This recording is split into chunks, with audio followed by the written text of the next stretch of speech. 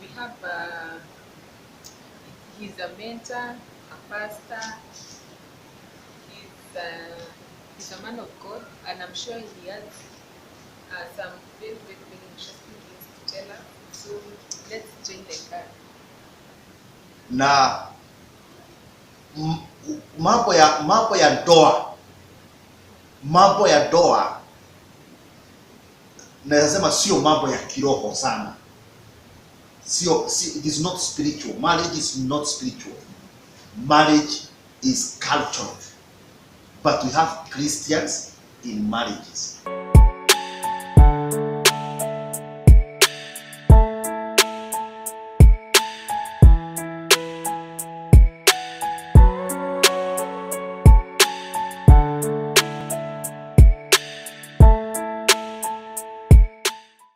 And as I told you, it's now time to meet our guest. He's a pastor, a mentor, and so many other things, including his husband to someone. So let's know where he has grown from, and his life from childhood to kwenye amefika sasa. So, how are you, Pastor? Fine. Please tell us your name. Please introduce yourself to you. Thank you very much, Sister Monica, for this opportunity, for this privilege to share my testimony and my story, even to encourage fellow brethren. My name is Pastor Mwai. I pastor with a church in Rika, a place called Kiranjo, Rostos Global Fellowship. Currently, I'm the resident pastor here, though we have 3 other branches, one in a place called Gadaiti, another in a place called Egerton. As the question has come across, I grew up in a place called Gadaiti. Gadaiti is in Gatodo North constituency, in the Fokoni location, Gadaiti sub-location, and that is where I grew up. I started my school at Kamwiregi Primary School. I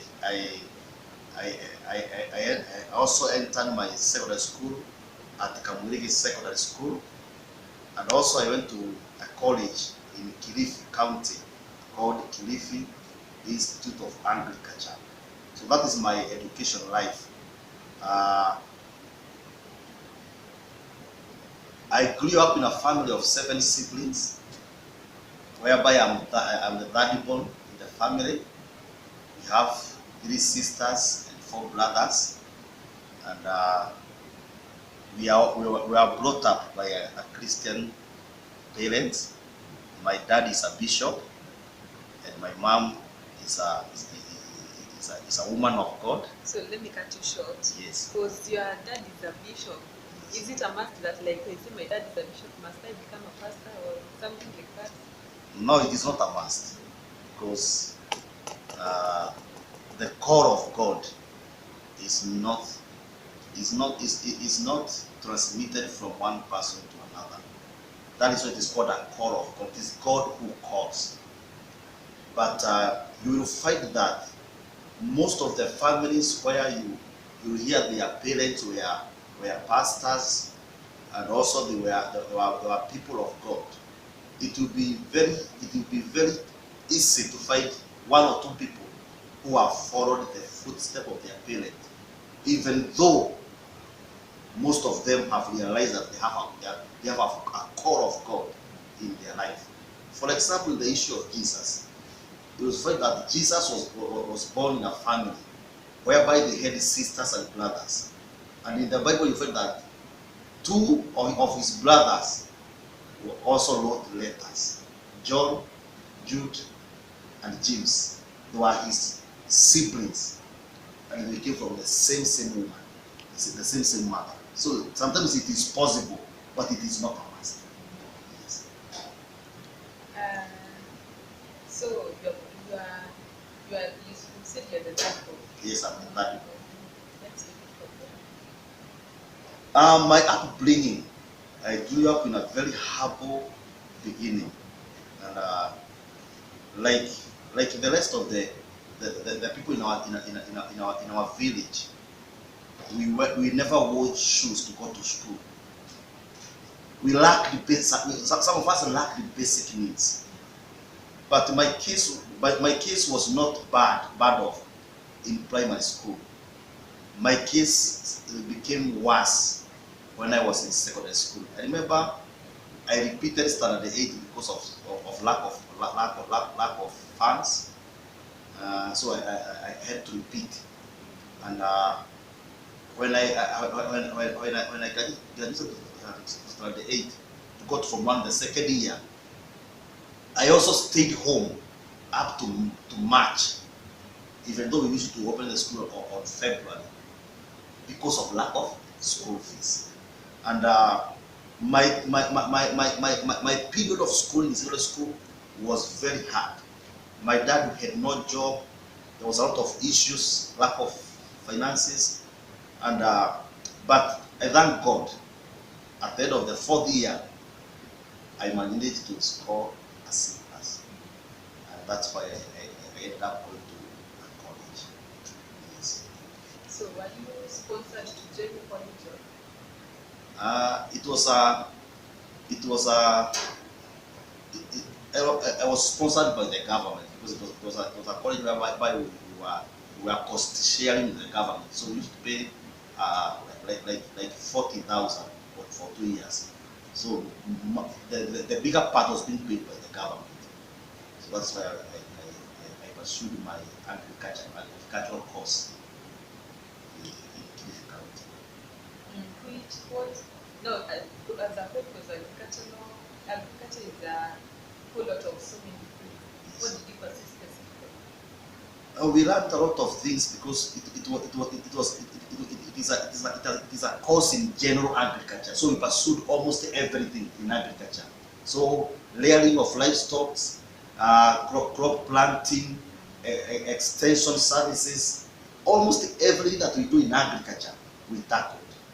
It was a course in general agriculture. So we tackled almost everything. Now, because nowadays, like you can pursue now like agriculture and you're doing another thing that doesn't concern anything about agriculture. You do what are you adding for? Agriculture or what?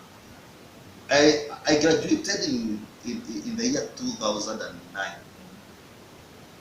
May, and after graduation, I never pursued my course or the employment according to the year of my study. So I started by selling fuel at a petrol station. Then from there, I did M-Pesa. Also I did retail shops. But currently, as we speak now, at least I've come back to my area because I'm now in agriculture. I am doing agrovet. I have an agrovet whereby I'm learning an agrovet in a place called Mwai in Nairobi County. So currently, I'm getting whatever I'm doing or wherever I'm getting my resources in the area of Now, so because you've gone to school, you are working, are you married, are you single, or? Fortunately, I am happily married. I want to repeat that I am happily married to one wife. We are now almost 13 years in marriage, happily married, and we got married.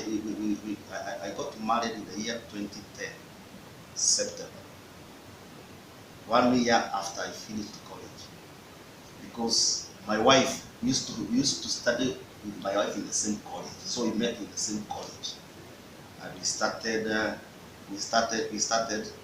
our courtship and dating and all those things. Then 1 year after we finished college, we got married, and right now we are now almost 11 to 12 years in marriage, and we have 2 children. And 12 years is not a short time. Yes.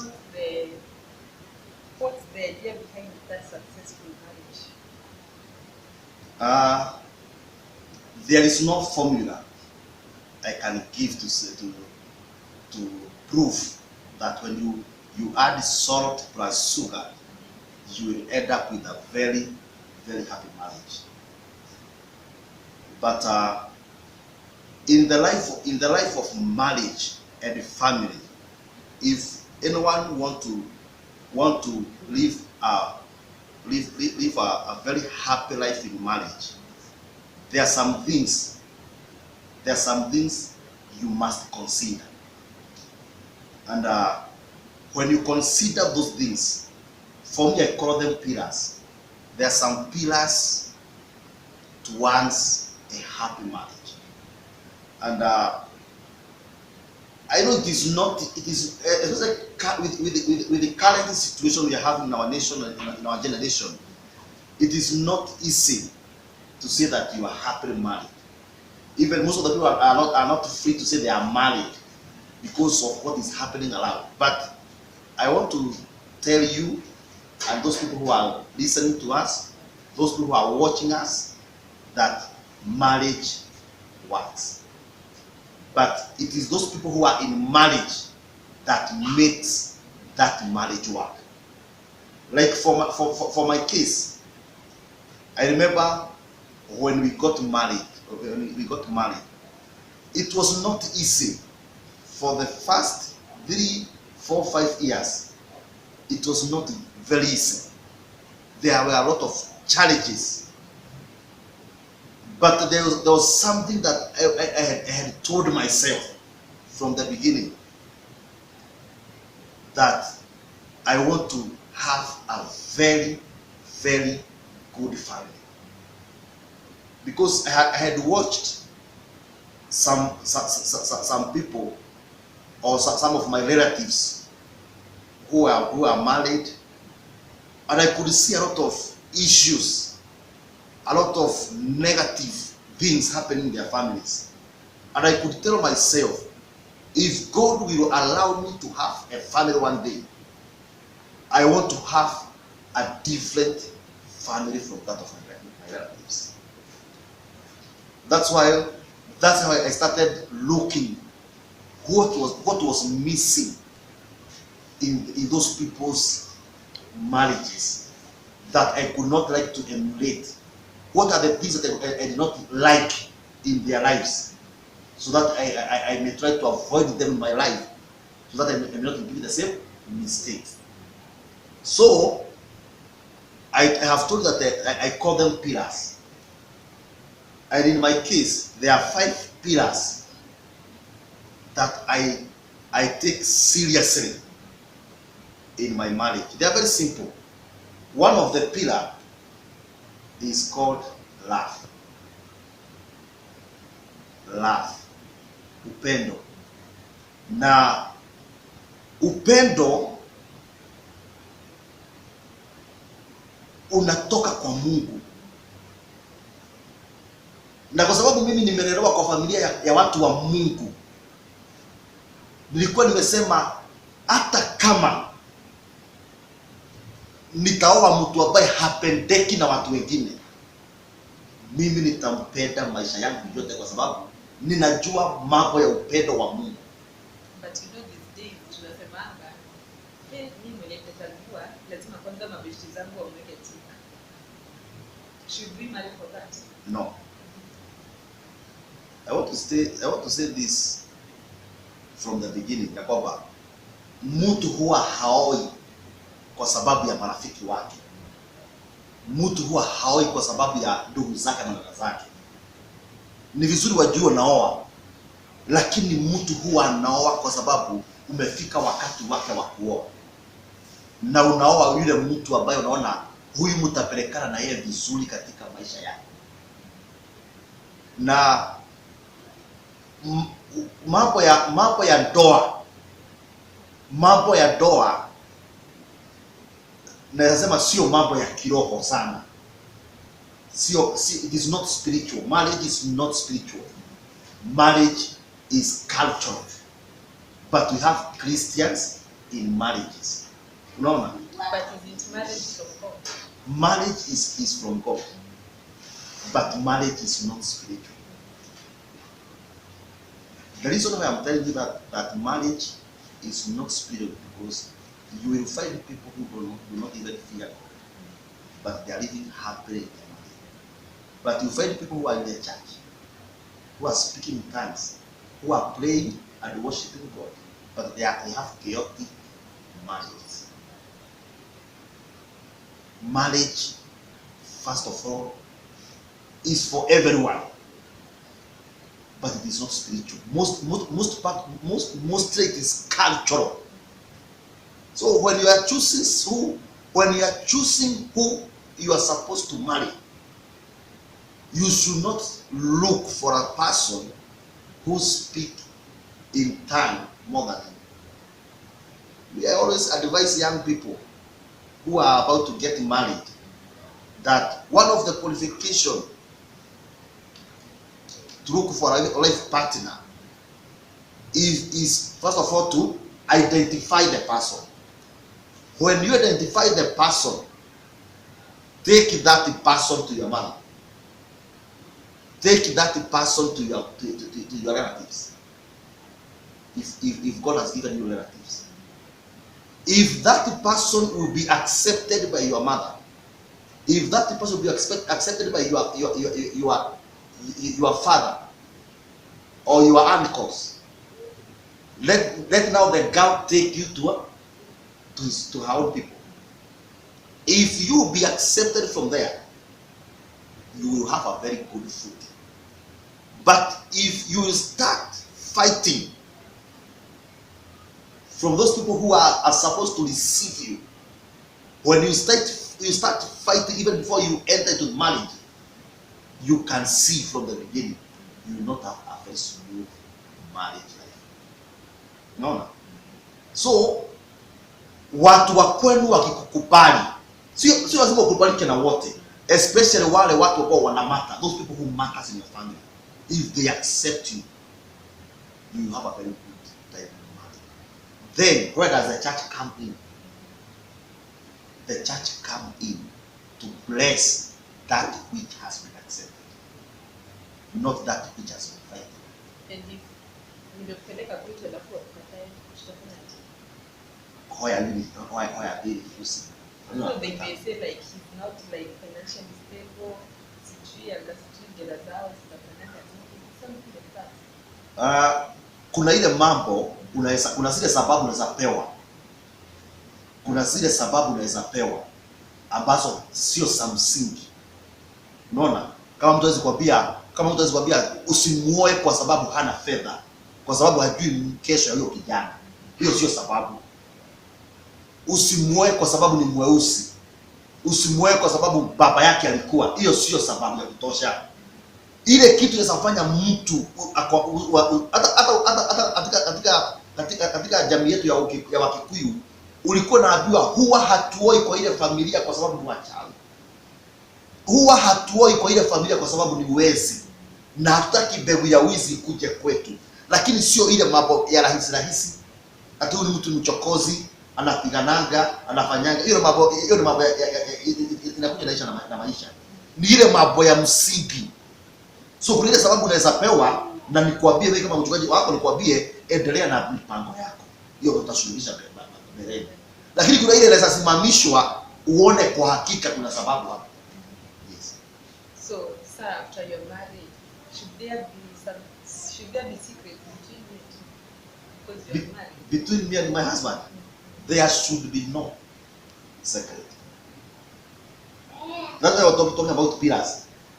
Tukifika kwa pillar number 3, inaitwa trust. Kuna number 2, hata tuke number 3, trust, kwa sababu ya wakati. Trust ndio hapo inakujia kwa siri. Kama saa hii mimi mke wangu anipigie simu aniulize uko wapi, nimwambie niko Murang'a, na saa hiyo niko Proposibika, na akuja agundue gari ya bwana yako tunaiona hapa Propos, lakini mimi nimemwambia niko Murang'a. Kile kitu huwa kinafanyika ni ya kwamba inaweza kosa kufunja familia yangu, lakini itafunja kutoaminika. Hata niamini tena, hata wakati itakuwa nimemwambia kitu ya ukweli, hata niamini. So hapo ndipo siri zinakuja. Tuseme saa hii nifungue account na nisimwambie mke wangu na niendelee kuweka pesa, siku moja asitukie niko na account ambayo iko na mamilioni ya pesa na wamekuwa wakisumbuka. Sio kitu baya nimefanya, kwa sababu nimeongezea saving, lakini nimemficha, nimekosa kuaminika. Atauliza, ni mambo mengine mangapi unafanyaga bila mimi kujua? Kwa hivyo kama familia yako itasimama na itakuwa na furaha, hakustahili kuwa na siri. Kwa nini? Maandiko matakatifu inasema ya kwamba wakati mume na mke wanakuja, wanafanyika kitu kimoja, wanafanyika mwili mmoja. Kwa hivyo hakuna vile tena huu mwili mmoja utaanza kujifichana, yaani unafichana mambo. Unakuta mama hajui M-Pesa pin yako. Hata ukiacha simu yako hapo na mtoto amekuja kutoka hospitali, lazima mzee arudi akupatie pin. Hiyo ni makosa sana. Unakuta mama hajui hata pin ya ATM yako. Ni makosa, kwa sababu mambo huwa inafanyika. Unakuta hata zile pesa zote umeaccumulate zitakuliwa na mawakili na watu wengine ambao hawakuwapata hiyo familia, kwa sababu ulificha wale watu ambao wanastahili kuwa wanajua hiyo mambo yote. So mimi niwaambia kwamba hakustahili kuwa na siri, kwa sababu nyinyi ni kitu kimoja. Na kama unaweza ficha mke wako, hakuna mtu mwingine unaweza ambia kitu, kwa sababu mke wako ni zaidi ya mama yako. Sisemi watu wadharau wazazi wao, lakini hakuna siku utaoa mama yako. Kuna mahali mama yako hawezi mwambia niangalie hapa, lakini utaambia bibi yako niangalie hapa, kuja unitengeneze hapa. Lakini hata kama mama yako amesimama hapo, huwezi mwambia. Lakini na huyu msichana ama huyu bibi yako hamukuzaliwa na tumbo moja, lakini unaweza mwambia kuja unitengeneze hapa. Lakini mtu ambaye umetoka tumbo moja huwezi mwambia. Kwa hivyo hiyo ni kitu nakwambia, inakuonyesha wakati Mungu analeta watu pamoja, kuna ile itakuwa ya kwamba Adamu na Eva walikuwa uchi, lakini hawakuona aibu. Kuna hiyo kitu inafanyika ya kwamba yani mnaigiana, mnakuwa kitu kimoja, hakuna uchi tena, hakuna maficho tena, nyinyi mmekuwa kitu kimoja. Shida zako ni shida zangu, magonjwa yako ni magonjwa yangu, utere wako ni utere wangu. Yani mnafurahia pamoja, kama ni kulia mnalia pamoja. Yes. Number 3. Yes. Number 4. Tuko na 2. Sasa tumetoka number 3, tuende number 4. Hiyo ingine inaitwa faith. Faith, imani. Mambo ya imani imefanya familia mingi ziishi katika mgongoro. Yaani kuna a lot of conflict in the marriage because of faith. Kwa nini? Unakuta mzee anasema hakuna kanisa ingine itasomwa isipokuwa hii yangu, naye mke anasikia hayuko comfortable na ile kanisa ya bwana yake, ama the vice versa. Mimi kuna mtu aliniuliza, pastor, ungesema namna gani kuhusu hiyo mama? Ningesema ya kwamba yule mtu anastahili kufuatwa, ni mke ama ni mume, mambo ya imani. Mimi ningesema yule mtu angestahili kufuatwa kwa mambo ya imani, wacha watu wafuate mwanaume. Kwa sababu mwanaume wakati anafanya uamuzi, mwanaume hafanyi uamuzi na emotions. Anakuwa amekaa chini, anatafakari na anaona mbele. Ndio maana anaitwa kichwa. Ile sababu inafanya mwanaume aitwe kichwa, sababu kichwa ndio iko na macho ya kuona, anastahili kuonea familia. Kichwa ndio iko na masikio, anastahili kusikizia familia. Iko na mdomo ni ya kutia na kugrind mambo ile ambayo haistahili, ni mambo ya mwanaume na kunenea familia. Unaona? So kwa ile mambo muhimu kama mambo ya imani, mimi ningeomba watu wafuate baba zao, Ndio hata Biblia inasema kwamba baba wa Ibrahimu, baba wa Isaka, baba wa Yakobo, sio baba wa Lecho, sio baba wa Rakeli, sio baba wa Miriamu. Ni wafuate baba zao, watoto wajue Mungu wa baba zao, kama huyo baba anamwabudu Mungu wa kweli, na sio naye baba aongoze watu kwa vituko na sarakasi. Ni kama anamwabudu Mungu wa ukweli. Kama ni Mungu wa ukweli, majina ya makanisa sio issue, kwa sababu hii ni majina tu. Sisi ni Prostos Group of Fellowship. Ukienda nyuma yetu kuna Restoration, ukienda pale ingine kuna Deliverance. Hayo ni majina. Majina sio issue, kama msingi wa imani ya kwamba imani ya nyumba yangu itasimama juu ya mwamba ambaye ni Yesu Kristo Masihi. Let's go to pillar number 5. We've learned about pillar number 1, love, trust, and so many other things. And let's go to pillar number 5. Ndio tukuje tumalizie our topic for today. So pillar number 5 for us. Thank you very much. Na kama utafurahia kwenye ndoa zako, kuna pillar number 5 inaitwa respect. Respect kwa njia rahisi ni kujua mke ni mambo gani ambayo anaichukulia kwa dhamana sana, mume ni mambo gani yale ambayo anaichukulia kwa dhamana sana. Ukikuja kugundua ile mambo your partner anaidhamini sana, na wewe hayo mambo, kama mtaishi kwa furaha, lazima uanze kuyadhamini hayo mambo. Ukikosa kuyadhamini hayo mambo, tuseme for example, unajua mume wako anadhamini mpira wa kandanda, na sisemi mpira ni kitu ambayo inaleta furaha kwa nyumba, lakini kama unajua anadhamini mpira wa kandanda kuangalia kwa runinga, usimwekee madhainilo, usimwekee Afro Cinema, kwa sababu unajua after kumwekea hiyo Afro Cinema kutakuwa na conflict. Kile kitu anacho value hata wewe kivalue, kile kitu ambacho anachukia hata wewe kichukie. Jifunze ukichukia, na yeye pia asome mambo. Mimi nasema nataka kusema hivi, niseme kwamba maisha yote ya ndoa, the life of marriage is a life of studying your partner. It is a continuous study of your partner. You study your wife, you study your husband until you understand him or her to a point that you will know what he likes, what he hates.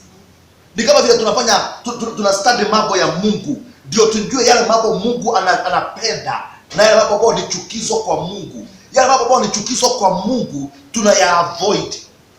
Hata kama inaonekana ikiwa mazuri kwa macho yetu, inabidi tuyachukie kwa sababu baba yetu anaichukia. Yale mambo Mungu anapenda, tunafuatana nayo, hata kama itabidi tuitoe miili yetu kama sacrifice ili kwamba tumpendeze baba yetu. The same case, kama nitapendeza mke wangu, kama nitapendeza mume wangu, lazima niachane na yale mambo ambayo hayapendi. Kama kuna marafiki unajua mume wako hata yuko na akina mama fulani, kwa nini ujisukumie kwa wao wa mama? Kama hapendi vikundi vya gubato na zile zingine, wachana hizo vikundi. Kama mume anajua mke hakupendi na watu ambao wako na marasta, kama unajua mke wako hakupendi na watu ambao wako na mitindo fulani, achana nayo, kwa sababu hawa watu watakuwa nao kwa 1 hour, lakini kwa nyumba utaitia masaa 12. So you have 3 hours of happiness. Ukirudi kwa nyumba unanuniwa masaa 12. Chakula inakuwa iko na chumvi mingi, kwa sababu ulikosa kuchukia yale mambo mwenzako anayachukia. So kama tutakuwa na furaha katika ndoa zetu, lazima tuwasome wake wetu, waume wetu, mpaka tuwafahamu kwa ya kwamba tunajua mume wangu hanipendi nikiwa na nywele kubwa, hanipendi nikiwa nimejipodoa, anataka nikiwa natural. Unaona? Kwa hivyo sitajiweka makeup, sitajiweka mambo mengi, nitakaa vile nataka, kwa sababu huyu ndiye tumeshikanishwa naye, sio kwa mwaka mmoja, sio kwa miaka mbili, tumeshikanishwa na yeye miaka yetu yote mpaka kifo kitutenganishe. Mungu awabariki. Wow. I'm so touched. Sijui hata mimi sasa kuna mahali naona kama tenda change. Yes. So as we conclude, what's your advice to us young couples when wanataka kuingia kwa ndoa, when wataingia, what's your advice to them? Because hizo watu wengi wanaogopa marriage sana. For those people who want to enter into marriage, it is a beautiful thing. Because the Bible says, whomsoever finds a wife finds the favor from the Lord. Kuna vibali mingi sana hutakuwa nazo kama huna familia. Unaona?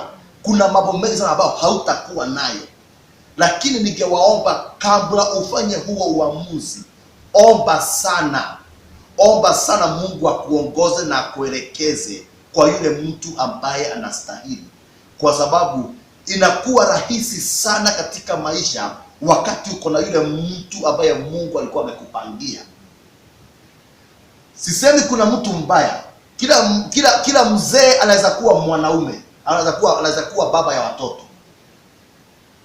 It is one thing to be a father.